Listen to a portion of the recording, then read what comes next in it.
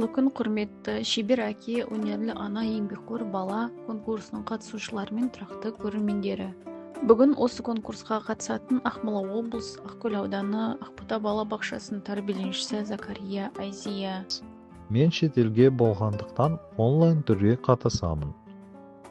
Бүгін мен Германия Тюбинген қаласында орналасқан музейлердің бірімен таныстырғым келіп отыр.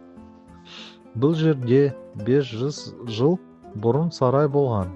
Әзе қараш, бұл жерде әртүрлі мүсіндер, қыш құмыралар сақталған.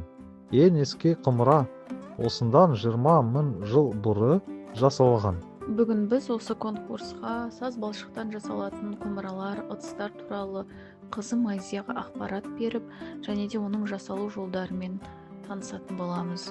Айзия, қазақта керемет мақал бар. Әке көрген оқ жонар, шеше көрген тон пішер деген. Бүгін біз саз балшықтан жасалатын құмыраны жасап үйренеміз. Ол үшін бізге саз балшықты алып, арнайы құрылғыға орнатамыз. Орнатып болғаннан кейін оны жоғары төмен қарай түсіріп, бірінші ішіндегі бүкіл ауаларынан ажыратып аламыз. Ауасынан ажыратып болғаннан кейін құмыраның бірінші түбін жасап алу керек. Ол үшін қолымызды саз балшықтың ортасына қойып, ақырын өзімізге қарай тартып отырамыз. Құмыраның түбін жасап болғаннан кейін оның ұзындығын шығарып аламыз керекті. Ол үшін ақырын ғана алақанымыздың жұмсақ жеріменен жоғары қарай, төменнен жоғары қарай көтеріп отырамыз. Құмыраны формасын ұзындығын жасап болғаннан кейін формасын шығарамыз. Формасын жасап аламыз да, одан кейін ішіндегі ылғалдардан, сұйықтықтардан ажыратуымыз керек. Ылғалдан ажыратып формасын жасап болғаннан кейін оны арнайы пешке кептіруге жібереміз.